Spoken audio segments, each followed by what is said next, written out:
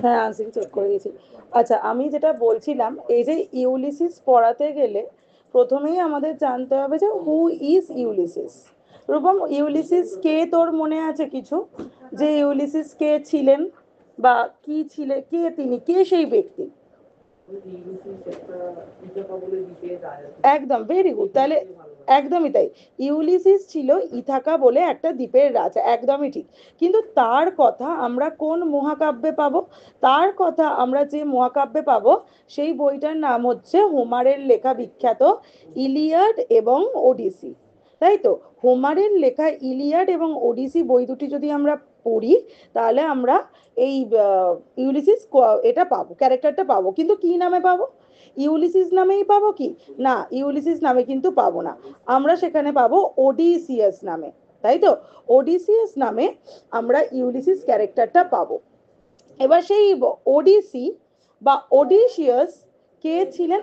তিনি ছিলেন হচ্ছে ট্রয় যে যুদ্ধ হয়েছিল সেই ট্রয়ের যুদ্ধের একজন হিরো। প্রধান হিরো নয়, প্রোটাগনিস্ট নয়, যেমন, হ্যাঁ, একজন বিখ্যাত যোদ্ধা। এরকম মানেটা ভেবে নেওয়ার দরকার নেই যে ইউলিসিসকে নিয়েই মহাকাব্যের মূল রচনা। ঠিক আছে, তাহলে ইউলিসিস এবং অ্যাকিলিস যেরকম যোদ্ধা ছিলেন, তাদেরকে নিয়ে যেমন তাদের যুদ্ধের বর্ণনা দেয়া রয়েছে, সেই রকম যুদ্ধের বর্ণনা কিন্তু এই কবিতায় আমরা পাবো না।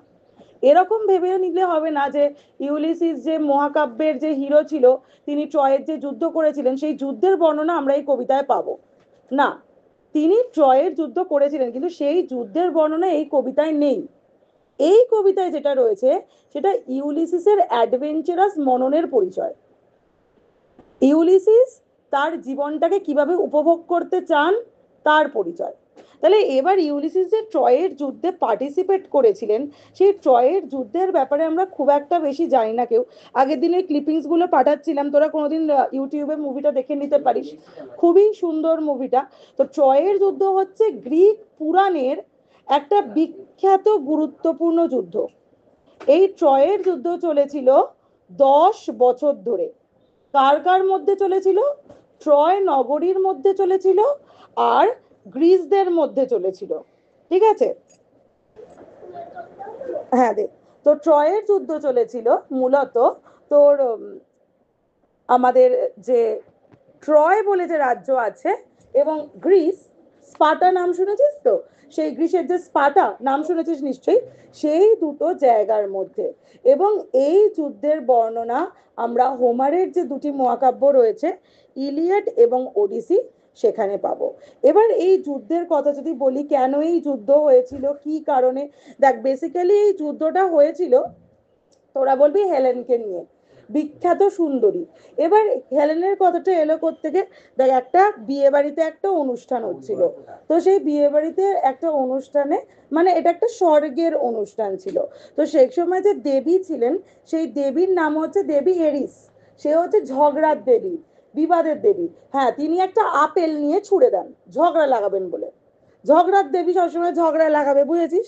তো সে কি করেছে, একটা আপেল নিয়ে, গোল্ডেন কালারের বিউটিফুল অ্যাপেল, যিনি তো দেখলেই খেতে ইচ্ছা করবে, তো সেই সোনালি অ্যাপেলটা ছুঁড়ে দেন এবং সেখানে লিখে দেন সব থেকে সুন্দরীর জন্য। ঠিক আছে, এবার যারা মেয়েরা রয়েছে তাদের মধ্যে তো মারপিট, এ বলছে না আমি সব থেকে সুন্দরী, আমি আপেলটা খাবো। ও বলছে, তানি গিয়ে বলছে আমি সব থেকে সুন্দরী, আমি আপেল খাবো। ক্যাটরিনা কাইফ বলছে আমি খাবো। তো এরকম একটা সব নানান রকম ব্যাপার। তো আলটিমেটলি তিনজন যে দেবী ছিল, একজন হচ্ছে হেরা, আর একজন হচ্ছে অ্যাথেনা, আর একজন হচ্ছে তোর অ্যাফ্রোডাইট। অ্যাফ্রোডাইটকে নিয়ে ঘটনাটা, নামটা মনে রাখবি। তো হেরা, অ্যাথেনা আর অ্যাফ্রোডাইট, তো তারা শেষ পর্যন্ত দাবিদার হয়। কিন্তু তিনজন তো গ্র্যান্ড ফাইনালেতে উঠে গেছে, তাহলে ট্রফি কে পাবে? ব্যাপার হচ্ছে এই সিদ্ধান্ত নেওয়ার, না না, অ্যাফ্রোডাইট একজন সুন্দরী দেবী ছিলেন। তো এই যুদ্ধের, এই যে কে সব থেকে সুন্দরী, এই যে ডিবেট, এই যে যুদ্ধ, তো সেই সিদ্ধান্তর দায়ভার একজন জাজকে দেয়া হয়। কে সেই জাজ? সেই হচ্ছে ট্রয়ের যে যুবরাজ প্যারিস। ঠিক আছে, হেক্টরের ওই ভাইরে। তো প্যারিস যে ছিল ট্রয়ের যে যুদ্ধের হিরো, ট্রয়ের যুবরাজ, তো প্যারিসের ওপর দায়িত্ব দেয়। এবার হেরা প্যারিসকে একটু টোপ দেয়, প্যারিসকে বলে, প্যারিস আমি তোমাকে ক্ষমতা দিয়ে দিচ্ছি, তার বদলে তুমি আমাকে জিতিয়ে দাও, আমাকে সব থেকে সুন্দরী করে দাও, প্রমাণ করে দাও সোনালি অ্যাপেলটা আমার। এবার এথেনা যে ছিল, এথেনা বলছে কি হবে শক্তি নিয়ে যদি তোমার বুদ্ধিই না থাকে, আমি এথেনা, আমি বুদ্ধির দেবী, আমি তোমাকে বুদ্ধি দিচ্ছি, বুদ্ধি দিয়ে তুমি সব কিছু জয় করতে পারবে, ঠিক আছে। আর অ্যাফ্রোডাইট তাকে বলে যে তোমার বুদ্ধি পাওয়ার কি লাগবে, তুমি এমনিতেই অনেক পাওয়ারফুল, এমনিতেই বুদ্ধিমান, পৃথিবীর সব থেকে সুন্দর মেয়ে তোমাকে দিয়ে দেবো, তুমি যদি আমাকে অ্যাপেলটা দাও, প্রমাণ করে দাও যে আমি সব থেকে সুন্দরী। তো প্যারিস বলে ঠিক আছে চলো অ্যাফ্রোডাইট, তোমাকে আমি বিজয়ী ঘোষণা করে দিলাম। অ্যাফ্রোডাইট বলছে তাহলে পৃথিবীর সব থেকে সুন্দরী মেয়ে হেলেন তোমার। হেলেন কি করে আমার হবে, হেলেনের তো বিয়ে হয়ে গেছে, হেলেন তো অলরেডি ম্যারিড, হেলেন তো মেলেনাউসকে বিয়ে করেছিল। তো হেলেন, হ্যাঁ হেলেনের কথা জানতে হবে, তোকে দিতেই পারে যে ট্রয়ের যুদ্ধ কার জন্য হয়েছিল, তোকে লিখতে হবে হেলেনের জন্য। তো হেলেন তো ছিল স্পার্টার যে রাজা মেলেনাউসের মেয়ে, গ্রিক, গ্রিক যে গ্রিকের যে গ্রিসের যে একটা জায়গা স্পার্টা, তো মেলেনাউসের বউ। এবার প্যারিস কি করে, হেলেনাকে অপহরণ করে, অপহরণ করে ট্রয়ে নিয়ে চলে আসে। এবার এটার না মতবিরোধ রয়েছে জানিস তো, কেউ বলে যে না স্পার্টার, স্পার্টার যে রাজা মেলেনাউসের স্ত্রী হেলেন, তিনি মেলেনাউসের প্রতি লয়াল ছিলেন, তিনি ভালোবাসেননি, তাকে জোর করে তুলে আনা হয়েছিল। আবার এক একটা মতবাদ বলে যে না, ও নাকি প্যারিসকে ভালোবেসে ফেলেছিল, ও নাকি স্ব ইচ্ছায় চলে এসেছিল, ঠিক আছে।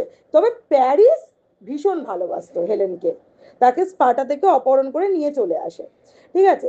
এবার দেখ 10 বছর ধরে ট্রয় নগরীতে যুদ্ধ, ট্রয় নগরীর প্রাচীর দেওয়াল বলে এতটাই স্ট্রং, এতটাই স্ট্রং যে 10 বছর ধরে ওটা মানে ট্রাই করে করে করে করে কোনোভাবেই গ্রিকরা ওটা দখল করতে পারেনি। 10 বছর ধরে নানান রকম দ্বন্দ্বযুদ্ধ চলে, কৌশল চলে, প্রতারণা চলে। অ্যাকিলিস তো মারাত্মক বীর ছিল, অ্যাকিলিসকে তো মারা যায় তো না, অ্যাকিলিস আর হেক্টরের মধ্যে যুদ্ধ হয়, অ্যাকিলিস ছিল, পজিশনটা একই, কিন্তু অ্যাকিলিসের একটা ব্যাপার কি, অ্যাকিলিস কোনোদিন এরকম নয় যে কাউকে রাজা বলে মেনে নিত, জানিস তো, মানে অ্যাকিলিস ভীষণ একগুয়ে, ভীষণ জেদি। মানে তোকে সেই আগের দিন সিনটা পাঠিয়েছিলাম না যে যুদ্ধ করছিল, ওকে খালি, ওকে খালি বলে দিয়েছিল, ওটা তো হেক্টরের সাথে তার আগে একটা ছিল, যে ওকে খালি বলে দিতে হতো তুমি ওই লোকগুলোর মুখটা দেখো, তোমার দেশবাসীদের কত করুণ অবস্থা, ও দেশবাসীদের জন্য ফাইট করবে কিন্তু ও কোনো রাজার কাছে মাথা নত করবে না। মানে অ্যাকিলিসকে কেউ মারতে পারতো না, অ্যাকিলিসের খালি একটাই উইক পয়েন্ট ছিল, ওর হিল। অ্যাকিলিসকে যে মেরেছিল সে জানতে পেরেছিল যে অ্যাকিলিসের হিলে যদি আঘাত করা যায়, গোড়ালিতে যদি আঘাত করা যায় তাহলে অ্যাকিলিস মরে যাবে, ঠিক আছে, ওইটা জানতে পেরে গিয়েছিল। আর অ্যাকিলিস হচ্ছে, মানে অ্যাকিলিস যেমন গ্রিকদের শ্রেষ্ঠ বীর, ট্রয়ের শ্রেষ্ঠ বীর ছিল হেক্টর। হেক্টরটা কে জানিস, প্যারিসের দাদা ছিল, হেক্টর প্যারিসের দাদা ছিল। আর হেক্টরের প্যারিসের একজন কাজিন সিস্টার ছিল, তার সঙ্গে আবার অ্যাকিলিসের প্রেম হবে, প্রেম ভালোবাসা হবে, যুদ্ধ করতে করতে সবই হয়ে যাবে, ঠিক আছে। তো অ্যাকিলিস কি হয়েছিল, অ্যাকিলিসের এক বন্ধু ছিল, মনে রাখবি, হ্যাঁ এটা তো মহাকাব্যই, মহাকাব্য। অ্যাকিলিসের এক বন্ধু ছিল প্যাট্রোক্লাস, ওই মুভিটাতে দেখবি দেখানো হয়েছে ওর ভাইপো। অ্যাকিলিসকে আর প্যাট্রোক্লাসকে মোটামুটি সেম দেখতে ছিল।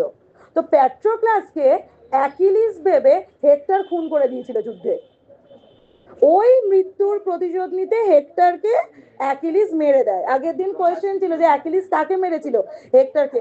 10 বছর ধরে ওরা ট্রয় নগরী আর প্যারিসের যুদ্ধ থামেন, 10 বছরের শেষে গ্রিকরা একটা প্ল্যান করে।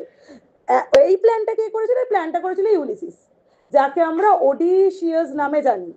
তো সে কি করেছিল, একটা বিশাল কাঠের ঘোড়া তৈরি করে, যেটার তোকে ভিডিওটা আগের দিন দিলাম, সেই কাঠের ঘোড়াটার ভিতর সৈন্যদের লুকিয়ে রেখে দেয়, আর গ্রিস নগরীর ধারে রেখে চলে আসে, বলে আমরা যে পিস ট্রিটি সাইন করেছি, শান্তি চুক্তি সাইন করেছি, তার বদলে আমরা এই ঘোড়াটা তোমাদের উপহার দিচ্ছি, ট্রয়বাসীকে উপহার দিচ্ছি এই ঘোড়াটা।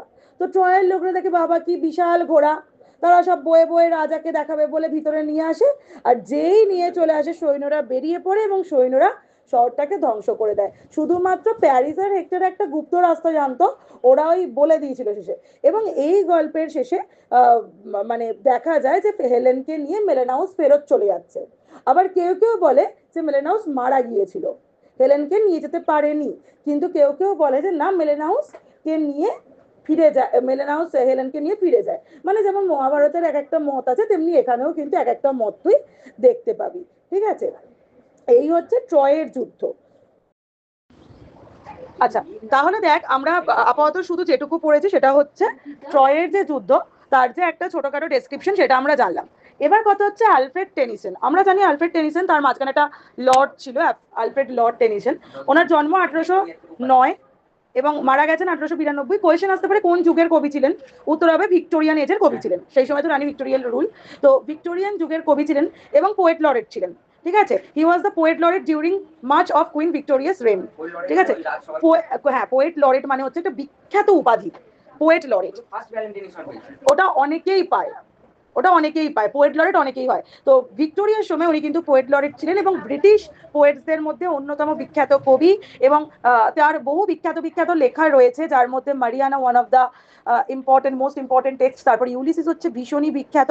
এবং তোকে আর একটা জিনিস বলেছিলাম যে টেনিসনের কিছু বিখ্যাত বিখ্যাত লিরিক পোয়েট্রি রয়েছে, যেমন ব্রেক ব্রেক ব্রেক, এটা আইসিএসসি বোর্ডে সিবিএসসি বোর্ডে থাকে, ইনফ্যাক্ট তোদের বোধহয় গ্র্যাজুয়েশনেও পড়তে হবে। ঠিক আছে, আরো কিছু ছিল আইসিএসসি বোর্ডে, ক্রসিং দ্য বার ভীষণ ভালো।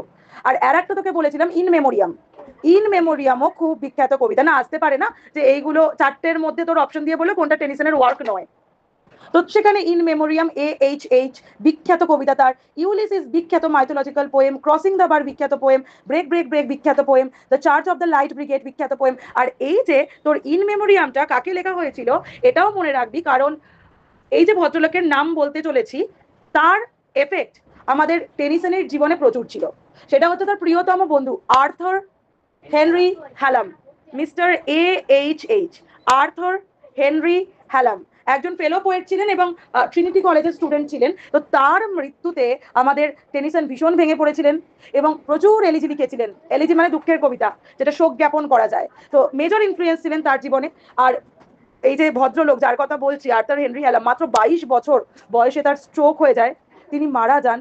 এবং টেনিসন তাকে নিয়ে কিন্তু অনেক কবিতা লেখেন এবং বলা হয় ইউলিসিসেও তার যে প্রভাব, অনেকে বলে ইউলিসিস কি তাহলে ওই ভদ্রলোককে নিয়ে লেখা, আর্থার হেনরি হ্যালামকে নিয়ে, সেটা নিয়ে এখনো রিসার্চ চলছে। অনেকে বলে হ্যাঁ ওনাকেই হয়তো ডেডিকেট করে লেখা, মানে কোনো কোনো লাইনে হয়তো ওনার এফেক্ট পাওয়া যায়। কেউ বলে যে ইউলিসিস হয়তো টেনিসনের নিজের জীবনের কিছু ছবি, সেটাও তুই দেখতে পাবি।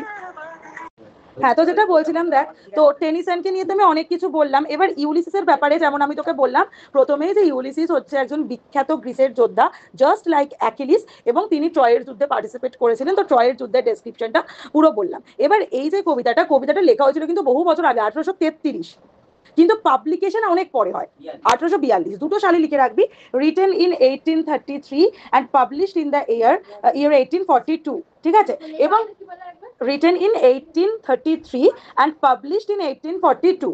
এবং তার সঙ্গে তোকে বললাম যে ইউলিসিসের যে ফিগারটা, ওটা হচ্ছে হোমারের বিখ্যাত নাটক ওডিসি, সেই ওডিসি থেকেই ক্যারেক্টারটা নেওয়া হয়েছে। ইউলিসিস আর ওডিসিয়াস একই ব্যক্তি। ঠিক আছে, ইউলিসিস খালি একটা রোমান নাম, রোমানও আসতে পারে, পরীক্ষায় যেন ল্যাটিন দেখলে আবার ঘাবড়ে যাস না, রোমান আর ল্যাটিন এক। ঠিক আছে, ইউলিসিসটা কিন্তু রোমান বা ল্যাটিন নাম, আর ওডিসিয়াসটা হচ্ছে গ্রিক নেম। ঠিক আছে, same same, Ulysses equals to Odysseus. তুই হোমারের ওডিসি পড়লে ওডিসিয়াস নামে যে ক্যারেক্টারটা পাবি সেটা ইউলিসিস। হ্যাঁ, তো সেইখানে তুই দেখতে পাচ্ছিস যে কি বীরের মতো অ্যাকিলিস এরকম যুদ্ধ করছে, এবং সেই যে একটা বিশাল ঘোড়া আনার যে বুদ্ধি, ঘোড়াদের সৈন্যদেরকে ঘোড়ার ভিতর লুকিয়ে আনার যে বুদ্ধি, সেটা কিন্তু ট্রয়ের যুদ্ধে ইউলিসিসেরই ছিল। ঠিক আছে, এবং এই যে ইউলিসিস আর একটা গল্পেরও হিরো, সেই গল্পটার নাম কি শুধু কি হোমারের ইলিয়াড ওডিসিতে আছে না, আর একটা বইয়ের নাম তোদের আমি বলেছিলাম, সেটা হচ্ছে দান্তের লেখা ইনফার্নো। বলেছিলাম দান্তের ইনফার্নোতেও তোরা কিন্তু এই সেম ক্যারেক্টার পাবি। মানে এটা একটা বিখ্যাত মাইথোলজিক্যাল ক্যারেক্টার, ঘুরে ঘুরে বারবার আসছে আমাদের যে বল না, হ্যাঁ, দান্তের যে ইনফার্নো, এটা কদিন আগে ইউলিসিস নামে সিনেমা হলো না? যাই হোক, হোমারের যে ইউলিসিস বা ওডিসিয়াস তোকে যদি বলি, সেইখানে সেইটা যদি তুই পড়িস, তুই জানতে পারবি যে ট্রয়ের যুদ্ধ করেছিল। এবং তারপর ওডিসি জানতে পারে একটা প্রফেসি থেকে, একটা ভবিষ্যৎবাণী থেকে, যে he will take a final sea voyage after killing the suitors of his wife Penelope. তার ওয়াইফ পেনেলোপ, তার যে শুটার্স ছিল, তার যে প্রেমিকা ছিল, প্রেমিক ছিল, তাদেরকে মারার পর ওডিসি ফাইনাল সি ভয়েজে বেরোবে। এই ঘটনা তুই কোথায় পাবি? যদি হোমারের ওডিসি পড়িস তবে পাবি, তোদের কবিতায় পাবি না। আর দান্তের ইনফার্নো যদি তুই পড়িস, সেখানে তুই সি ভয়েজের ডিটেলটা পাবি। তাহলে তুই তোর কবিতায় কি পাবি? তোর কবিতায় পাবি মাঝখানের ফেজটা, মানে লাস্ট সি ভয়েসে বেরোনোর আগে ও কিরকম ফিল করছে। এখানে ও এখনো বেরোয়নি, সি ভয়েসে বেরোয়নি, ও সেই হ্যাঁ এর বল বল বল ও বাজে ইনফার্নো এর পরেরটাও, এটার পরেরটা তো মানে এখানে বসে বসে বোর হচ্ছে, ওর লাইফটা ভীষণ মোনোটোনাস লাগছে, হি ইজ গেটিং বোর্ড। এবং তারপর তুই যদি দান্তের ইনফার্নো পড়িস তুই দেখবিও বেরিয়ে পড়েছে। আর এটার আগেরটা যদি পড়িস তাহলে প্রফেসরি সম্পর্কে জানতে পারছে, ট্রয়ের যুদ্ধটা করে আসছে পরপর পরপর, মানে মাঝখানের পেজটা নিয়ে লিখেছে। হ্যাঁ হ্যাঁ সে তো বটে। তো হোয়াট এভার, যেটা বলছিলাম দান্তের ইনফার্নো তো আমরা পড়বো না, আমরা এটাই পড়বো। তো এইখানে তুই যদি দেখিস এখানে কিন্তু Ulysses finds himself totally restless boat in the island of Ithaca, এবং তার মধ্যে সেই সি ফিভার যে এবার বেরিয়ে পড়তে হবে, সেই যে ওয়াইল্ড কল, সেটাকে তিনি আর ডিনাই করতে পারছেন না, তাকে প্রকৃতি ডাকছে, তাকে পৃথিবী ডাকছে, he is like a vagabond. এইখানে তুই তার বীরত্ব দেখতে পাবি না। ট্রয়ের যুদ্ধ যদি পড়িস, যদি ওডিসি পড়িস, ইলিয়াড ওডিসি, সেখানে তুই ওর বীরত্ব দেখতে পাবি, ওর বুদ্ধিমত্তা দেখতে পাবি, ওর কৌশলী মন দেখতে পাবি, কিন্তু এইখানে তুই সেগুলো একটাও দেখতে পাবি না। এখানে শুধুমাত্র ওনার যে অ্যাডভেঞ্চারাস মন, পৃথিবী আবিষ্কারের যে ইচ্ছা, অজানাকে জানার ইচ্ছা, অচেনাকে চেনার ইচ্ছা, সেইটা। এবার আসি কবিতার যে ফর্ম, আমরা প্রত্যেকে জানি এটা কিন্তু তোর অমিত্রাক্ষর চন্দ্র মানে ব্ল্যাঙ্ক ভার্সে লেখা, মনে রাখতে হবে। আর একটা জিনিস মনে রাখতে হবে, ড্রামাটিক মনোলগ। এর আগের বছর কোন ড্রামাটিক মনোলগ পড়েছিলি? My last duchess. এবারে কিন্তু যে ড্রামাটিক মনোলগটা আমরা পড়বো সেটা হচ্ছে ইউলিসিস। ওকে, এই অবধি যেটা বললাম কিছু আর রিপিট করতে হবে? ঠিক আছে, অডিও পাঠিয়ে দিচ্ছি, দরকার হলে শুনে নিবি। তাহলে এটা কিন্তু পুরোটাই ব্ল্যাঙ্ক ভার্সে লেখা। আর ছন্দর ব্যাপারে যদি জানতে চাস পরে বলবো, আগে একটুখানি পড়তে শুরু করি। কবিতাটা খুবই সুন্দর, তানির ক্যাসুরিনাটি সব থেকে ভালো লেগেছে। হ্যাঁ নস্টালজিয়া। হ্যাঁ আচ্ছা দেখ, প্রথম 5টা লাইন আগে পড়ছি। ড্রামাটিক মনোলগ মানে জানিস তো, নিজেই বলবে, নিজেই অডিয়েন্সের সাথে কথা বলে। মনোলগ, ডায়লগ মানে কি দুজনের মধ্যে কথা, মনো মানে কি একা, ঠিক আছে, একাই কথা বলছে। সলিলকি, সলিলকি মানে স্টেজে অন্য কেউ থাকবে না, শুধুমাত্র একাই বকবে, শুধুমাত্র অডিয়েন্স শুনতে পাবে। তো এটা পুরোটাই ব্ল্যাঙ্ক ভার্সে লেখা, কোনো দেখতে পাবি না ছন্দ ফন্দ কিছু খুঁজতে চাস না। হ্যাঁ ছন্দ বলতে অন্তমিল থাকবে না, এমনিতে এটাকে বলে অমিত্রাক্ষর ছন্দ, যেটা আমাদের মাইকেল মধুসূদন দত্ত বাংলায় আবিষ্কার করেছিলেন। ব্ল্যাঙ্ক ভার্স, ইংলিশে বলে ব্ল্যাঙ্ক ভার্স, মিল্টন ফিল্টন লিখতেন প্যারাডাইস লস্ট। কিসের না, তো আগে পড়ি দেখ। ইট লিটল, হ্যাঁ চতুর্দশপদী কবিতার কথা বলছিস না, বলছি ওটা আগে একটুখানি বলে দিই। ইট little profits that an idol king by the steel hearth among these barren cracks matched with an aged wife I mate and dole unequal loss into a savage race that hoard and sleep and feed and know not me। তাহলে কবিতাটা শুরু হচ্ছে কিভাবে, বলছে ইট little profit মানে কি লাভ। Little profit মানে কি, লিটল প্রফিট মানে সামান্য লাভ এরকম ব্যাপার নয়। লিটল প্রফিট মানে কোনো লাভই হচ্ছে না। লিটল প্রফিট মানে কোনো লাভ নয়, জীবনে কোনো রকম গেনিং হচ্ছে না। কখন রিক বলতে পারবি তা কখন কোনো রকম গেনিং হচ্ছে না? কবির মনে হয় যে কখন কোনো রকম হ্যাঁ কখন কোনো রকম পাওয়া হচ্ছে না কিছু। হ্যাঁ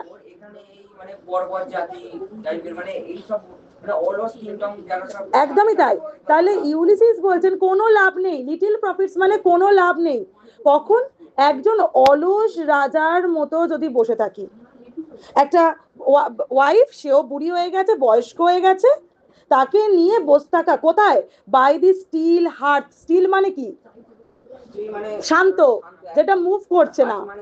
হার্ট মানে হচ্ছে যেখানে আগুনটা তাপ পোয়ায়, আগুনের যে তাপ যেখানে পোয়ায় সেটাকে বলে হার্ট, মানে উনুন, চুল্লি। তাহলে কি বলছে, এই যে বাই দি স্টিল হার্ট, চিনু খাতাটা দিবি। আচ্ছা তো তাহলে যেটা বলছিলাম দেখ, the poem begins by telling us যে কোনো রকম প্রফিট হয় না। A king gains nothing by just sitting around by the fire. শুধুমাত্র চুল্লির ধারে বসে আগুন পুইয়ে তাপ পুইয়ে কোনো রকম লাভ নেই। একজন রাজাকে সেটা মানায় না। এবং কার সাথে? Among this barren cracks. কথাটার মানে কি অ্যামং দিস ব্যারেন ক্র্যাক্স? এই কথাটার মানে কি?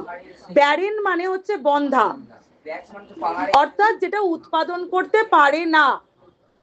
ব্যারেন মানে যার উৎপাদন ক্ষমতা নেই, মানে ফার্টাইল নয়। এবং ক্র্যাক মানে কি? ব্যারেল ক্র্যাক, হ্যাঁ ফাটল না, ক্র্যাক নয়, ওয়ার্ডটা দেখ, CRAGS, ক্র্যাক। ক্র্যাক মানে হচ্ছে তোর ওই শুকনো যে পাহাড়গুলো দেখা যায়, সেই ক্র্যাক মানে হচ্ছে rugged cliff of the, or you can say any rock face. এবড়ো খেবড়ো স্টিপ যে রাগ একটা তোর ক্লিফ থাকে, পাহাড়ের যে ঢাল থাকে, সেইটাকে বলা হয় হচ্ছে ব্যারেল ক্র্যাকস। তাহলে ইথাকা দ্বীপটা তো পুরোই বুঝতে পারছিস, চারিদিকে জল, মাঝখানে দ্বীপ, অত কারোর সঙ্গে কনভারসেশনও করতে পারে না। আর মেট অ্যান্ড ডোল কথাটার মানে কি? এটা একটা ইডিয়াম। এটার মানে হচ্ছে টু ডিস্ট্রিবিউট সামথিং, ঠিক আছে? মানে মেট কথাটার মানে হচ্ছে টু ডিস্ট্রিবিউট, ঠিক আছে, ভাগ করে দেওয়া। আর ডোল মানেও গিভ আউট করা, মানে ডিস্ট্রিবিউট করা ছোট ছোট পোর্শনে, ঠিক আছে? তাহলে two mate dole, mate and ডোল কথাটার ফ্রেজটার মানে কি? তো বলছে যে এই যে মেট মানে অ্যালট বা মেজার আউট, আর এই যে কিং, কিং রাজার কাজ কি? রাজা কাউকে রিওয়ার্ড দেন, কাউকে পানিশমেন্ট দেন, এটাই তো রাজার কাজ। তো বলছে এইখানে বসে বসে আমার সারাদিনের কাজ কি? মেট অ্যান্ড ডোল, কাউকে রিওয়ার্ড দিচ্ছি, কাউকে পানিশমেন্ট দিচ্ছি, কাউকে ছোট রিওয়ার্ড দিচ্ছি, কাউকে বড় রিওয়ার্ড দিচ্ছি, কাউকে ছোট পানিশমেন্ট দিচ্ছি, কাউকে বড় পানিশমেন্ট দিচ্ছি। এবং আমার যে ওয়াইফ পেনেলপ, সে ভীষণই বয়স্ক হয়ে গেছে, আমিও বয়স্ক, কিন্তু আমার মনটা বুড়ো হয়নি, মনটা এখনো কচি। কিন্তু আমার, হ্যাঁ, কিন্তু আমার বউ, সে শরীরের দিক থেকেও বুড়ো হয়ে গেছে, সে মনের দিক থেকেও বুড়ো হয়ে গেছে। তার সাথে দুটো মনের কথা বলবো, তাকে যদি বলি চলো আমার সাথে অ্যাডভেঞ্চারে বেরিয়ে পড়বে, সে বলবে বাতের ব্যথা, যেতে পারবো না, তাই তো? তাহলে দেখ, ITIOM, তো I mete and dole unequal laws unto a savage race. তাহলে উনি যে দ্বীপে থাকেন, সেই দ্বীপের যে বর্ণনা দিচ্ছে, বলছে এখানকার জাতটা পুরো স্যাভেজ, বন্য, এরা শিক্ষিত নয়, একদম অশিক্ষিত, বাজে, এদের দিয়ে কোনো কাজ হয় না। তার উপর আনইকুয়াল লস, যে সবাইকে যে সমান রকম ভাবে শাস্তি বা রিওয়ার্ড দেবো, সেই নেপোলিয়নের আগে ফ্রান্সে যেরকম সিস্টেম ছিল, যখন যাকে পাচ্ছে ভরে দিচ্ছে জেলে, যখন যাকে পাচ্ছে বের করে দিচ্ছে জেল থেকে। আমাদের সময় তো ছিল রে, ইন্ডিয়াতে ব্রিটিশরা এরকম করতো না? তো সেইটাই বলছে, দেখ এরকম। হ্যাঁ, একটা কথা বলবো, এখন নেই, তোরা বলছিস, তাহলে আরজি কর কাণ্ডে কি করে অভিযুক্তরা ছাড়া পেয়ে যায়? যাই হোক, হোয়াট এভার। আনইকুয়াল মানে হচ্ছে, এই যে আনইকুয়াল কথাটার মানে পরীক্ষায় যদি পড়ে আনফেয়ার লিখবি, আনফেয়ার, আনফেয়ার বা আনজাস্ট, এই ধরনের টার্ম ইউজ করবি। তাহলে দেখ, এই যে প্রত্যেকের ক্ষেত্রে কিন্তু ল গুলো আলাদা। তাহলে unequal laws into a savage race that hoard and sleep and feed and know not me. তাহলে এই যে কি বলছে দেখ, দ্যাট হোড, হোড মানে কি? HOARD, হোড কথাটার মানে কি বলতে পারবি রিক? হোড মানে হচ্ছে, হ্যাঁ, জমা করাই তো। অ্যান্ড স্লিপ, ঘুমোচ্ছে, খাচ্ছে, সঞ্চয় করছে, they do nothing, they just eat, they just sleep, আর কিছুই তারা করে না। তো এদেরকে দিয়ে কি কাজ হবে? তাহলে প্রথম 5 লাইনের মানে আমাকে রিক ছোট করে বল, কি বললো, নাহলে রাজা বলুক, রাজা বলুক, কি বুঝলি বল। আচ্ছা, ও যা বলেছে অনেক বলেছে। মোট কথা হচ্ছে, প্রথম যে আমরা লাইনগুলো দেখলাম, সেখানে ইউলিসিস একজন অলস রাজার কথা বলছেন। সেই অলস রাজার অন্য কেউ নয়, তিনি রিজে। তাহলে সে তো কদিন আগে গ্রিসের যুদ্ধ, ট্রয়ের যুদ্ধ সে জয়লাভ করে এসছে। তাহলে সে নিজেকে কেন অলস রাজা বলছে? এটা আমার তোর কাছে কোয়েশ্চেন, যে কেন সে নিজেকে অলস বলছে। আচ্ছা, যেটা বলতে, তুই চলে যা, তুই অন্য জায়গায় বস, সরে যা, তুই ওর কোলের ওপর উঠে বসছিস কেন? আচ্ছা, তাহলে দেখ, আমি রাজা তোকে আর একবার বলে দিচ্ছি। তাহলে প্রথমে যে মানেটা আমরা দেখলাম, সেটা হচ্ছে যে একজন অলস রাজা হয়ে কোনো লাভ নেই। কেন তিনি অলস? কারণ তার বয়সটা অনেক বেশি হলেও তার মনটা এখনো কচি কাচাদের মতো ইয়াং। তিনি অচেনাকে চিনতে চান, অজানাকে জানতে চান, তিনি অনেক দূরের দেশে ঘুরে বেড়াতে চান, তিনি মানুষের কাস্টমস জানতে চান, মানুষের মানে নানান রকম, নানান দেশের যে কালচার, কুইজিন, লোকের যে ড্রেস আপ, সেইগুলো তিনি দেখতে চান, বিভিন্ন জাতির সঙ্গে মিশতে চান, তিনি এক্সপ্লোর করতে চান। এক কথায় ইউলিসিস ভ্যাগাবন্ড তো বটেই, তার সঙ্গে এক্সপ্লোরার, ট্রাভেলার, অ্যাডভেঞ্চারাস একদম। তো সেই জন্য তার মনে হচ্ছে এই বাড়িতে বসে থাকা হচ্ছে অলসতার পরিচয়। আমি কি বুড়ো হয়ে গেছি যে বাড়িতে বসে থাকবো? আমার তো এখনো ক্ষমতা রয়েছে এক্সপ্লোর করার, তাহলে কেন করবো না? এই যে তোকে কে অ্যাকিলিসকে অ্যাকিলিসকে কে মারলো বলতো? হেক্টর। অ্যাকিলিসকে নিয়ে আমাদের বল না, অ্যাকিলিসকে প্যারিস মেরেছিল। হোয়াট এভার, যেটা আমরা পড়ছিলাম সেখানে আসি। তো যেটা বলছিলাম, বাই দি স্টিল হার্ট, এই যে স্টিল হার্ট এখানে কিসের সিম্বল? স্টিল হার্ট এখানে হচ্ছে তোর শান্ত জীবনের সিম্বল। স্টিল হার্ট মানে হচ্ছে তোর বাড়ির সিম্বল। স্টিল হার্ট এখানে কমফোর্টেবল লাইফের সিম্বল। আগুন, আগুনের থেকে তাপ পাচ্ছিস মানে কি?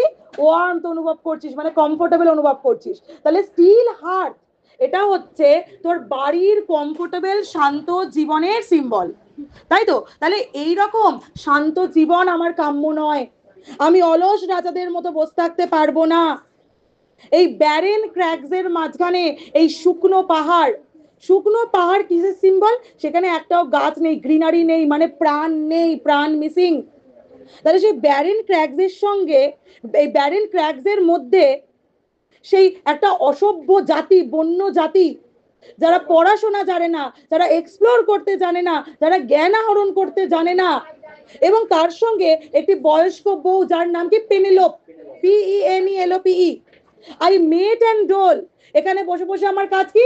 ডিস্ট্রিবিউট করা, কাউকে রিওয়ার্ড দেওয়া, কাউকে পানিশমেন্ট দেওয়া, কাউকে ছোট রিওয়ার্ড দিচ্ছি, কাউকে ছোট পানিশমেন্ট দিচ্ছি, কাউকে বড় রিওয়ার্ড দিচ্ছি। তাহলে এইখানে লস গুলো আনইকুয়াল, আনফেয়ার, আনজাস্ট। এখানে আমার থাকতে ভালো লাগে না এদের মাঝখানে। এরা শুধুমাত্র কি that hoard and sleep and feed and know not me. তাহলে এরা কি করে? এই যে আমার যারা সাবজেক্ট, যারা আমার প্রজা, এই যে large group, they do nothing but they only eat and they only sleep, they know nothing. বোঝা গেছে না? এবার প্রথম 5টা লাইন এগোবো, কিছু মানে অসুবিধা থাকলে এবার বলিস। আচ্ছা, এবার দেখ সেকেন্ড যে 5টা লাইন আমি আরেকটু পড়ি, দেখ কি বলছে। এখানেই তার চরিত্রের যে মূল বৈশিষ্ট্য সেটা খুঁজে পাবি। বলছে I can not rest from travel. তাহলে আমরা জানতে পারলাম একটা মোরালিস্টিক ওপেনিং, যেখানে ইউলিসিস বলছে যে এইখানে বসে বসে রিওয়ার্ড দেওয়া আর পানিশমেন্ট দিতে দিতে তিনি বোর হয়ে গেছেন, তার ভালো লাগছে না, এবং তিনি বলছেন I can not rest from travel. তার মানে কি? হি ইজ এ রেস্টলেস স্পিরিট। এক কথায় বলতে গেলে তার আত্মা রেস্ট নিতে পছন্দ করে না।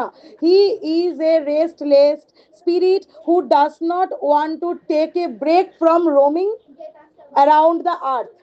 তাই তো? তিনি বিভিন্ন ওশিয়ানে, বিভিন্ন আননোন ল্যান্ডে তিনি অ্যাডভেঞ্চার করতে বেরিয়ে পড়তে চান। তিনি চান না যে জীবনটা 60 বছর, 70 বছর, 80 বছর অবধি ঘরে বসে বসে অতিক্রান্ত করতে। তাহলে কি বলছে? I can not rest from travel. আমার হচ্ছে ট্রাভেলিং নেশার মতো, আমি ব্রেক নিতে পারি না, আমার ভালো লাগে না। আমার ব্রেক নিলে সেই জীবন আমার মোনোটোনাস মনে হয়। পরের লাইন দেখ, I will drink life to the less. Life to the less কথাটার মানে কি? শেষ বিন্দু পর্যন্ত। তাহলে জীবনকে এখানে একটি চায়ের কাপের সঙ্গে তুলনা করা হচ্ছে। একটি চায়ের যে পেয়ালা একদম, বা কোন একটা প্রিয় ড্রিঙ্ক তোর, সেটা যখন তুই খাচ্ছিস, তোর যেমন শেষ বিন্দু অবধি তুই পান করিস, সেরকম I will drink life to the bottom. একদম শেষ বিন্দু অবধি জীবনের আস্বাদ আমি উপভোগ করতে চাই। All Times I have enjoyed greatly, have suffered greatly. তার মানে এই নয় যে আমি ঘুরে বেড়াই মানে আমার জীবনে শুধু আনন্দই আনন্দ। জীবনে অনেক বাধা এসছে। আই হ্যাভ এনজয়েড গ্রেটলি, প্রচুর আনন্দ করেছি, প্রচুর লোক আমাকে ভালোবেসেছে, অনেক ভালোবাসা পেয়েছি, অনেক কিছু দেখেছি, জেনেছি, এক্সপিরিয়েন্স করেছি, but I have suffered greatly. কিন্তু তার সঙ্গে যন্ত্রণা, কষ্ট, বিট্রেয়াল, এই সমস্ত কিছু ভোগ করতে হচ্ছে। এটাই তো জীবন, এটাই তো জীবন, আনন্দ এবং দুঃখের মিক্সচার। তাই তো? লোকে আমাদের পিছনে আমাদেরকে ব্যাকস্ট্যাবিংও করবে, আমাদের পিছনে ছুরিও গিঁথবে, অনেক লোক আসবে আমাদেরকে বুকে জড়িয়েও ধরবে, তাই না? তাহলে এই যে দেখ তিনি বলছেন যে he will not live pass him by, he will not let life pass him by। লাইফের প্রত্যেকটা বিন্দু তিনি এনজয় করতে চান, তাই না? এই যে লেস মানে আমি তোকে কি বললাম, একদম বটমের কথা বলা হচ্ছে। একটা ধর বটল অফ ওয়াইন, তার নিচে যে সেডিমেন্টটা থাকে সেইটাও অবধি যেন তিনি পান করতে চান। মানে সোজা কথা, এটাকে আমরা এখনকার ফ্রেজে লিখলে আমরা বলি live life to the fullest. আমরা এখন যেটা লিখি live life to the fullest, এইটাকেই তখনকার দিনে এইভাবে লেখা হতো যে লাইফ টু দ্য লেস। এখন আমরা বলি না live your life to the fullest. যারা খুব ফ্রাস্ট্রেটেড হয়ে যাচ্ছে তাদেরকে আমরা জ্ঞান দিই। তো বেসিক্যালি এটার মানেটা হচ্ছে লাইফ টু দ্য লেস। ঠিক আছে, তাহলে দেখ ইউলিসিস বলছেন যে he has had a good time, সেটাও যেমন তিনি পেয়েছেন, plus A lot of bad time, সেটাও তাকে ফেস করতে হয়েছে। কিন্তু ব্যাড টাইম ফেস করেছেন মানে তিনি ফিরে চলে আসবেন আর কোনোদিন জার্নি করবেন না এরকম কিন্তু নয়। কখনো কখনো বেস্ট ফ্রেন্ড পেয়েছেন, খুব খুব কাছের মানুষ যারা প্রচন্ড ভালোবেসেছে, কখনো একা অ্যালোন, কখনো অন দ্য ড্রাই ল্যান্ড, আবার কখনো কখনো তোর কোনো একটা জায়গায় সেলিং করতে করতে বিশাল ডিস্ট্রাকটিভ স্টর্ম এসছে, সেটাও তাকে ফেস করতে হয়েছে। দেখ লেখা আছে যে I have enjoyed greatly, I have suffered greatly, both with those that loved me, মানে প্রিয় বন্ধু ভালোবাসার মানুষ তারাও আমার কখনো সঙ্গে থেকেছে, অ্যান্ড অ্যালোন, আবার কখনো কখনো আমি একাও থেকেছি। প্রিশা কি হচ্ছে বসে বসে গল্প? আচ্ছা, তারপর দেখ কি বলছে, অন শোর, অন শোর কথাটার মানে কি তীরে, ড্রাই ল্যান্ডে, and when through scudding ড্রিফটস, scudding drift কথাটার মানে হচ্ছে ছুটন্ত ঢেউ, স্কাডিং মানে ধেয়ে আসা, স্কাডিং ড্রিফট কথাটার মানে হচ্ছে ধেয়ে আসা ঢেউ। কিন্তু এখানে যদি কোয়েশ্চেন দেয় স্কাডিং ড্রিফট মানে কার কথা বলা হচ্ছে, তোকে লিখতে হবে মেঘমালার কথা, ক্লাউডের কথা, লিখে রাখবি ক্লাউডের কথা বলছেন, মেঘমালার কথা বলছেন। এখানে যে ছুটন্ত ঢেউ, দুরন্ত ঢেউ, ধেয়ে আসা ঢেউ, সেটা আকাশের মেঘকে বলছে। তোরা বলবি দিদি কেন মেঘকে বলছে, কেন বলছো? হতে হতে পারে যে ও সমুদ্রে পাড়ি দিয়েছে তো ওখানকার ঢেউকে বলছে। দেখ পরের লাইনটা কি বলছে, when through scudding drift the rainy Hyades vexed the dim sea. তাহলে এই যে হাইডেসের কথা বলেছে, হাইডেসকে এটা পড়ি, কিসের পড়ি? বজ্র বিদ্যুৎ বৃষ্টি মেঘের দেবী। তাহলে এই যে হায়াডেস, মনে আছে নিশ্চয়ই তোদেরকে আমি বলেছিলাম হায়াডেস হচ্ছে একটা ভি শেপ, ভি শেপের একটা কনস্টেলেশন, ভি শেপের একটা স্টার, একটা যেমন আমরা কালপুরুষ পড়েছি, যেমন আমরা এটা পড়েছি সপ্তর্ষি মণ্ডল, তেমনি ভি শেপের একটা কনস্টেলেশন রয়েছে, তাকে আমরা বলি HYADES, হায়াডেস। ঠিক আছে, এবার এই যে হায়াডেস এ হচ্ছে হ্যাঁ নিশানা, কনস্টেলেশন মানে কি বিভিন্ন নক্ষত্রপুঞ্জ, নক্ষত্র মিলে মিলে নক্ষত্র মণ্ডলী তৈরি করে, গ্রুপ অফ স্টার, কনস্টেলেশন। দ্বারা দ্বারা বলছি চুপ কর। এই যে দেখ এই যে Taurus, Taurus is often associated with rain, বলা হয় টরাসের মাথায় নাকি হাইডেস থাকে। তো এই যে দেখ দেয়ার রাইজিং, হ্যাঁ গো, ও আচ্ছা আচ্ছা ছেড়ে দিচ্ছি দাঁড়াও। এই যে হাইডেসের কথা বলছিলাম, বলা হয় এই যে তাদের যখন আকাশে দেখা যায় এই ভি শেপের নক্ষত্রটা যখন দেখা যায় তখন নাকি তোর বৃষ্টি আসে, সেটা নাকি রেনি সিজনের সঙ্গে কোইনসাইড করে। ঠিক আছে, তাহলে বলা হয় এই যে আকাশে যখন এই ভি শেপের নক্ষত্র মণ্ডলী দেখা যায় তারা বৃষ্টি ডেকে আনে, মেঘ ডেকে আনে।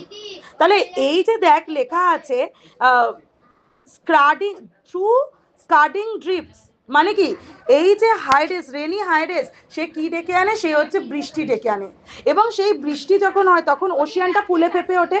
ভেক্সড, ভেক্সড মানে কি রাগিয়ে দেওয়া, পার্সনিফিকেশন, পার্সনিফিকেশন উত্তাল সমুদ্রকে বোঝাচ্ছে, ভেক্সড দ্য ডিম সি, তাহলে সেই হালকা সমুদ্র সে যেন উত্তাল হয়ে পড়ে।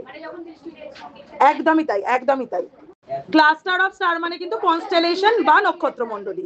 ঠিক আছে, নিমস তোকে তো আমি বলেইছিলাম, নিমস মানে পরি, নিমস মানে পরি, আমি তোকে বলেছিলাম। অনেকেই বলে এটাকে পরির সাথে বলা হয়, হাইডেস নাকি একজন পরি যিনি বৃষ্টি ডেকে আনেন। ঠিক আছে, রেনি সিজনের সঙ্গে এটার অ্যাসোসিয়েশনটা তুই খুঁজে পাবি।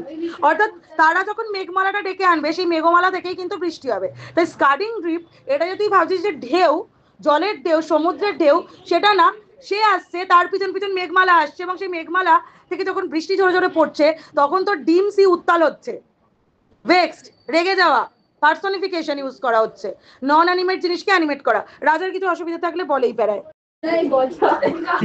আচ্ছা, তো যেটা বলছিলাম দেখ আর একটু এগোচ্ছি, যে লাইনটা থেকে পড়বো ওটা কি I am become a name, ওইটা না তার আগে আছে তো I am become a name. এবার এই যে ফ্রেজ তার মানে কি, I am become a name মানে I have become famous, name equals to বিখ্যাত, ফেমাস।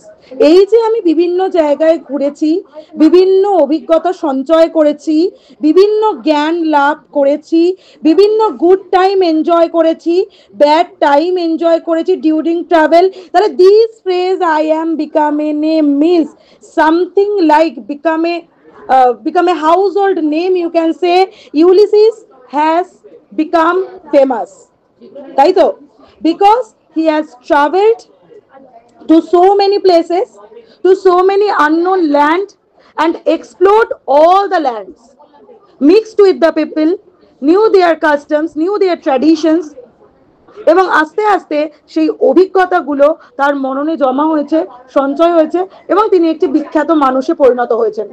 এখন সবাই তাকে চেনে। তাহলে এই যে ফ্রেজটা I am become a name, কথাটার মানে কি? মানে সোজা কথায় যে ইউলিসিস হ্যাজ বিকাম ফেমাস। ঠিক আছে, এবার দেখ পরের যে লাইনটা, সেটা আমি একটু বলছি। পরের লাইনটা কি আছে?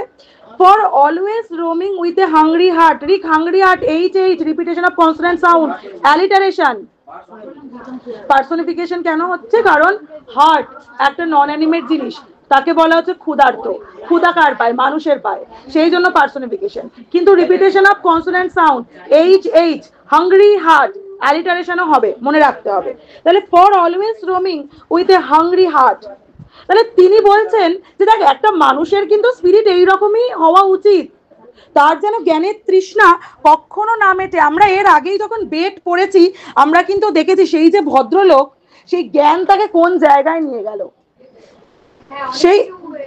সেই জ্ঞান তাকে এতটাই নলেজ দিয়েছিল যে তিনি সেই টাকার 2 মিলিয়ন টাকার মোহটা পরিত্যাগ করে অনায়াসে চলে গেলেন। তিনি তো চাইলে 15 দিন আগেও বেরিয়ে যেতে পারতেন, তিনি তো চাইলে 20 দিন আগেও বেরিয়ে যেতে পারতেন। 20 দিনে তিনি কি এমন করে ফেলেছেন? 15 বছরের যে অভিজ্ঞতা, সেটা তো আর 20 দিনে আর কয়টুকু। কিন্তু তিনি 5 মিনিট আগে বেরিয়ে এটা প্রমাণ করতে চাইলেন, এই টাকাটাকে আমি পায়ে মারিয়ে যখন তখন চলে যেতে পারি, আমার কাছে এটার কোনো ভ্যালু নেই, মেটেরিয়ালিস্টিক জিনিসের ভ্যালু নেই। যখন আমি ঘুরে বেড়াই আননোন ল্যান্ডে, সেটা আমাকে টাকা দেয় না, কিন্তু সেটা যে আমাকে নলেজ দেয়, সেটা অন্য কারোর সাথে তুলনা করা যায় না, তাই না? That imparts knowledge. তাহলে এই দেখ, এই যে বলছে ইউলিসিস, বলছে যে আমার যে হৃদয় সবসময় তার খিদে পায়, সে সবসময় অজানাকে জানতে চায়, অচেনাকে চিনতে চায়। রোমিং মানে কি? ঘুরে বেড়ানো, তাই তো। Much have I seen and known, অনেক কিছু দেখেছি, অনেক কিছু চিনেছি, অনেক কিছু বুঝেছি। সিটিজ অফ মেন, কত মানুষ। ম্যানার, তাদের ব্যবহার, আচার ব্যবহার, তাদের যে ক্লাইমেট, সেই জায়গার জলবায়ু। কাউন্সিল, অর্থাৎ সেই জায়গার মন্ত্রী পরিষদ, সেই জায়গার গভর্নমেন্ট, সরকার কিভাবে চলে, সমস্ত কিছু আমি দেখেছি, তাই না? এই যে হাংরি হার্ট, সেটা নিয়ে তিনি যে যে জায়গায় গেছেন, সেই সমস্ত জায়গার ফুড তিনি ট্রাই করেছেন, সেই বিভিন্ন জায়গার কাস্টম তিনি দেখেছেন, তাদের কালচারের সঙ্গে মিলেছেন, মানে পুরো জায়গাটাকে তিনি উপভোগ করেছেন এবং তার মনে সেই অভিজ্ঞতাকে সঞ্চার করেছেন।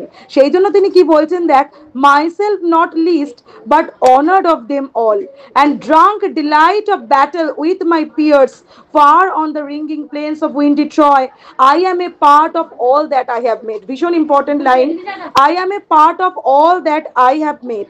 তাহলে এই যে তার আগে একটা ফ্রেজ আমরা পেলাম, দেখ এই ফ্রেজটা, myself not least but honoured of them all, এইটা কিন্তু একটু ট্রিকি আছে, এটা ট্রিকি আছে। মানে কি? I was not treated, ঠিক আছে, I was not treated like the least little thing, but I was honored by everybody I met. যাদের সঙ্গে দেখা হয়েছে, I am honored by everyone, তাই তো। মাইসেলফ নট লিস্ট এরকম নয় যে তারা আমাকে সব থেকে কম প্রায়োরিটি দিয়েছে, এরকম নয় যে আই অ্যাম, এরকম ব্যাপারটা এরকম যে I am not treated like the least little thing, but I am honoured by everybody wherever I go, whomever I met, প্রত্যেকের থেকে পেয়েছি সম্মান। অন্বেষা বল কি বলছিস? আর একটা দেখ আছে, রিক দেখ হয়েছে ড্রাঙ্ক ডিলাইট, ডিডি, ওটাও তো অ্যালিটারেশন। দেখ ড্রাঙ্ক ডিলাইট, হ্যাঁ, তাহলে দেখ এই ফ্রেজটার মানেটা বোঝা গেল যে তিনি বলছেন যে I am honoured by everybody I met in the new places. এবং তারপর তিনি কি বলছেন দেখ, সেই সময়কার কথা বলছেন যে সময় তিনি ট্রয়ের যুদ্ধ করেছিলেন, ট্রজান ওয়ার ফাইট করেছিলেন। দেখ লেখা আছে on the ringing place of windy Troy. Ringing place মানে কি? রিঙ্গিং মানে হচ্ছে ঢেউ খেলানো, প্লেস মানে সমতল। সমতল মানে কি পুরো প্লেন হবে তা তো নয়, একটু তো ঢালু, উঁচু নিচু হবেই। অফ উইন্ডি ট্রয়, উইন্ডি মানে কি যেখানে হাওয়া চলে, ট্রয় তো একটা জায়গার নাম তুই জানিস। তাহলে এটা হচ্ছে সেই ফেমাস সিটি যেখানে ট্রজান ওয়ার টুক প্লেস। সেই যে মুভিটা আগের দিন তোকে দেখাচ্ছিলাম ব্র্যাড পিটের অভিনয় করা, সেই যে ট্রয় মুভি। এই যে রিঙ্গিং কথাটার মানে আর একটা, রিঙ্গিং মানে শুধুমাত্র এই যে তোর ঢেউকে নয়, রিঙ্গিং কেন, কারণ সেখানে ট্রয়ের যুদ্ধ হচ্ছিল। রিঙ্গিং মানে কি, সাউন্ড অফ বেল, এটা তোর মনে পড়ে না? তো রিঙ্গিং মানে সেই যে দেখ, সেই যে ব্যাটেল পিরিয়ডে বিভিন্ন রকম এই যে তোর অস্ত্রের যে আওয়াজ, ঝনঝন আওয়াজ, সেই যে অস্ত্র পরিচালনার যে সামরিক বাহিনীর যে আওয়াজ, সেই আওয়াজটার জন্য রিঙ্গিং প্লেন বলা হচ্ছে। The plain was ringing due to the sound of battle, due to the sound of warfare, তাই না? তাহলে দেখ এখানে রিঙ্গিং বেল বলছে কেন, আর্মার ক্ল্যাশিং টুগেদার, সেই সাউন্ডটাকে বোঝানোর জন্য। In the battle the armours are clashing together. আর এই যে ফ্রেজটা, I am a part of all that I have made, ভীষণ সুন্দর ফ্রেজ। তার মানে কি বলতে চাইছে? বলতে চাইছে যা কিছু দেখেছি, যেখানে গেছি, যাদের সাথে মিশেছি, তারা আমার জীবনের অংশ হয়ে গেছে। আমার মধ্যে তারা সবাই মিলেমিশে একাকার হয়ে গেছে। প্রত্যেকটা জায়গায় আমি আমার অংশ ছেড়ে এসছি, প্রত্যেকটা জায়গার অংশ আমি আমার সঙ্গে নিয়ে এসছি। সোজা কথায় বলতে চাইছে Ulysses left parts of himself everywhere he went, and he took away the part of every place as he visited with him, তাই তো? প্রত্যেকটা ধর তুই যেখানে বেড়াতে যাবি সেখানকার স্মৃতি তোর মনের মধ্যে নিয়ে আসিস তো, বা সেইখানে যেন তুই নিজের একটা অংশ ছেড়ে দিয়ে আসিস। তো এই যে ব্যাপারটা, সেই জন্য মানে সেই ফ্রেজ মানে কি শব্দগুচ্ছ। তো এই যে দেখ, তিনি বলতে চাইছেন I don't belong to Ithaca, আমি এখানকার রাজা হতে পারি কিন্তু আমি এই পৃথিবীর অংশ, এই পৃথিবীর পার্ট, এই নেচারের পার্ট। এইটা তিনি বলতে চাইছেন যে প্রত্যেকটা জায়গা, সেখানে প্রত্যেকটা জায়গায় আমার সোল পড়ে আছে, আমার সোলের সঙ্গে মিশে গেছে সমস্ত আমার অভিজ্ঞতা। রাজা কিছু অসুবিধা থাকলে বল। এরপর 19 নম্বর লাইন হবে, অনেকটাই এগিয়ে গেছি, কোনো অসুবিধা থাকলে এই অবধি বল।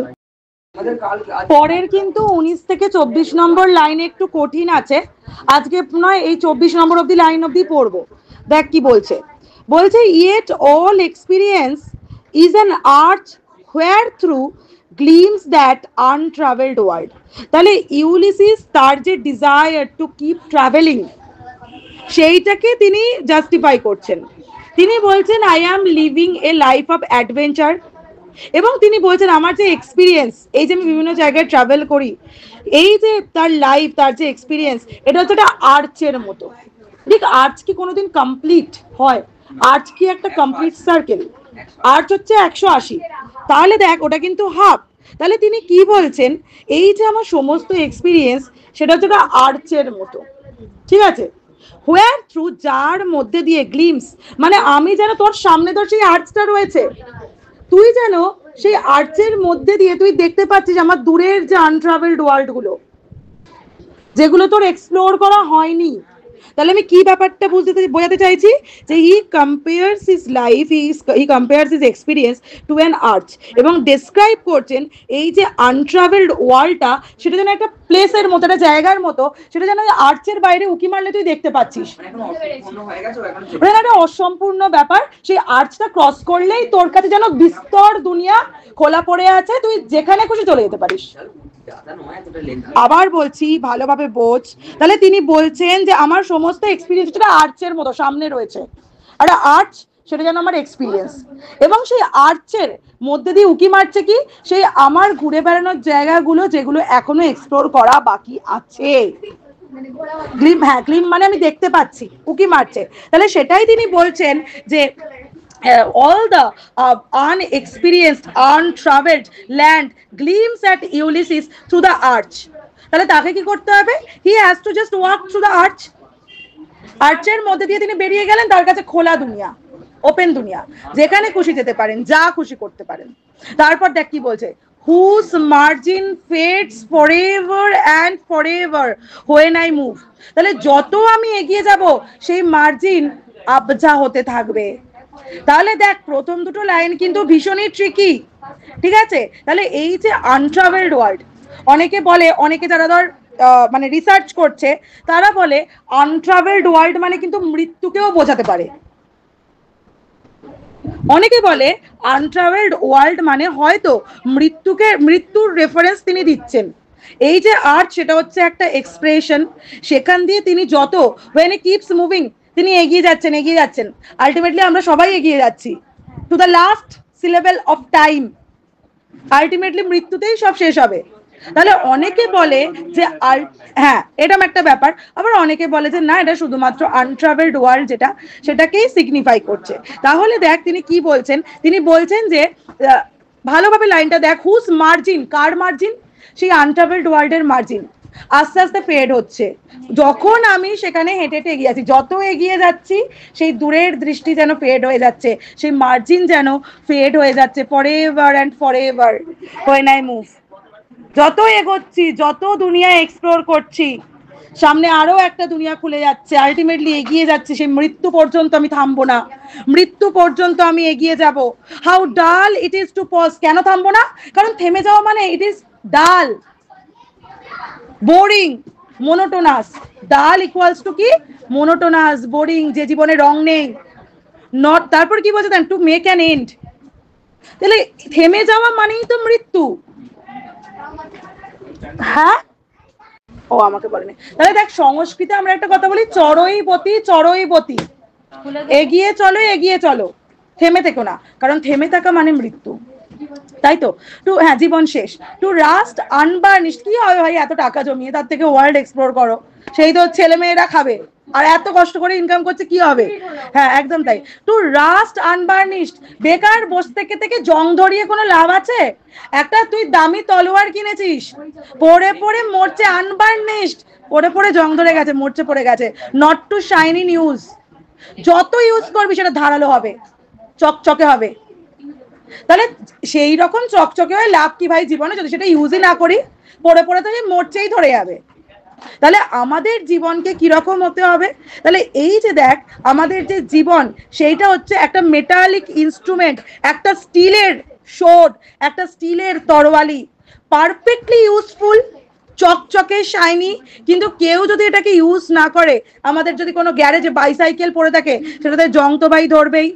তাহলে ইউলিসিস যদি সোলজার না হতো, তাহলে সে যদি এরকম বসে বসে জীবন কাটিয়ে দিত, তাহলে তার গোটা শরীর এইরকম ভাবে মৃত্যুর দিকে এগিয়ে যেত, সে বসে বসেই ধুলো হয়ে যেত, তাই না? তাহলে ফর ইউলিসিস, যে life is not only about breathing and working like a machine, তাই না? এক second, for Ulysses life is about more than just breathing, just working like a machine and going through the motions. It's about adventure, it's about exploring new lands, it's about knowing new custom, new tradition, meeting new people, তাই না? তাহলে Ulysses যত move করছেন, তার যে experience, সেটা যে arch তৈরি করেছে, সেই আর্চ, আনট্রাভেলড ওয়ার্ল্ড, যত তিনি ট্রাভেল করছেন, সেই মার্জিনগুলো, সেই এজেসগুলো, সেটা আস্তে আস্তে কভার আপ হয়ে যাচ্ছে।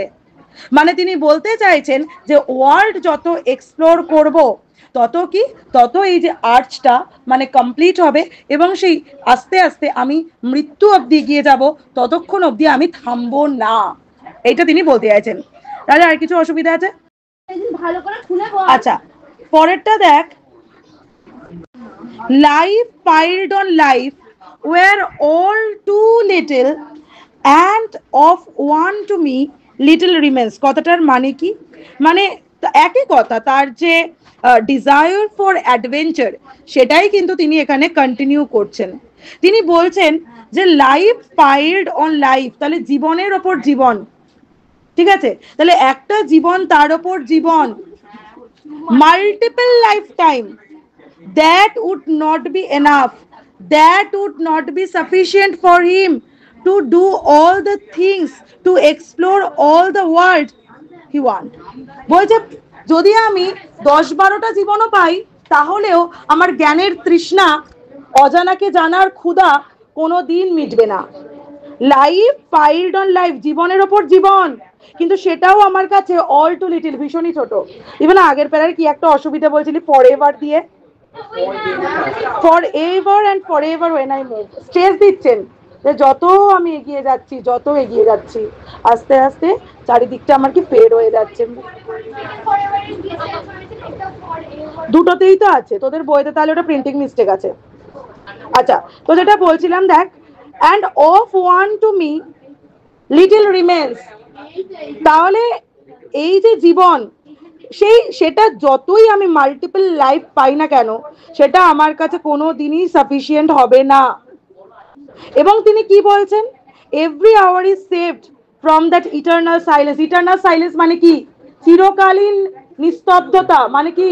মৃত্যু, ডেথ, তাই তো? Something more, a bringer of new things, and while it were for some 3 suns to store and hoard myself, and this grey spirit yearning in desire to follow knowledge like a sinking star beyond the utmost bound of human thought. এইটুকুই বলবো, নালে এর বেশি আর মনে রাখতে পারবি না। তাহলে দেখ কি বলছে। প্রথম কথা তিনি এটা ক্লিয়ার করে বলে দিলেন যে I am an old man now, grey spirit. বুড়ো হলে আমাদের চুল গ্রে হয়ে যায়, তাই না? গ্রে মানে যখন আমরা যুবকও নয়, যখন আমরা একদম বৃদ্ধও নয়, অলমোস্ট আমরা মিডল এজ পেরিয়ে সিনিয়র সিটিজেনশিপ পাওয়ার দিকে এগোচ্ছেন তিনি। তো near the end of his life he is a grey spirit, he is an old man.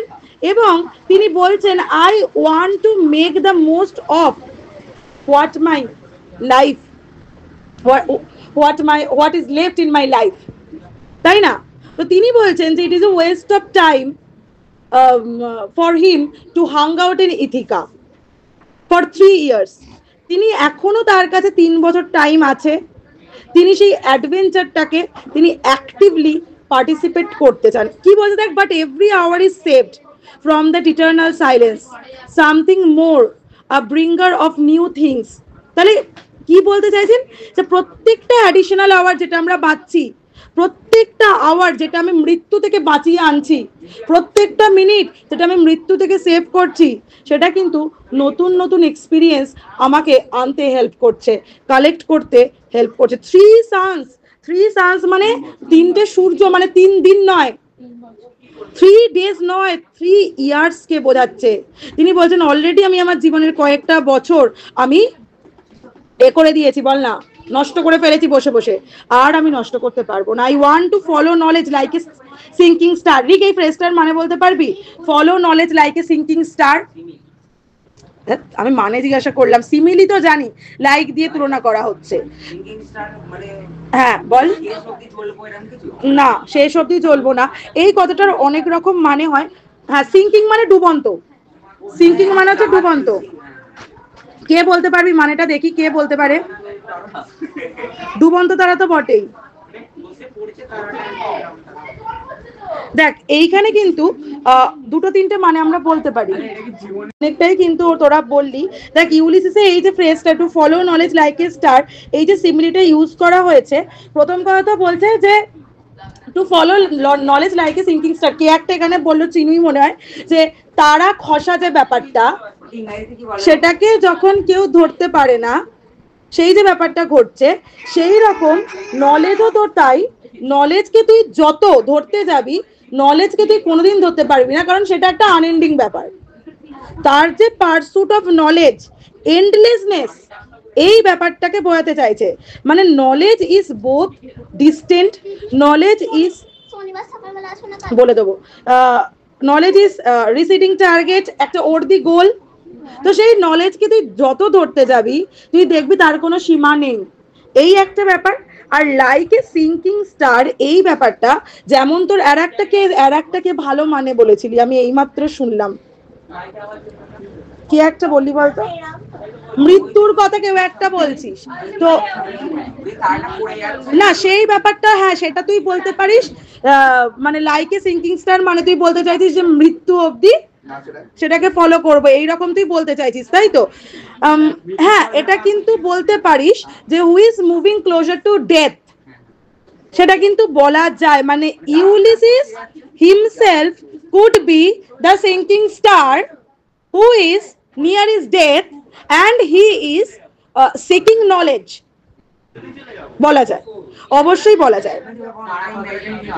তারা খসা কি ইংরেজি কি বলে?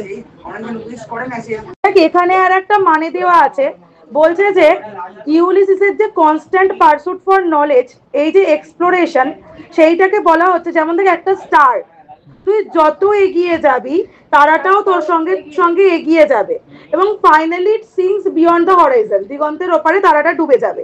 একটা শিপ যদি সেল করতে থাকে, যত এগিয়ে যায়, সেই শিপের যদি তুই থাকিস, তুই কোনোদিন তারাটাকে ডুবতে দেখবি না।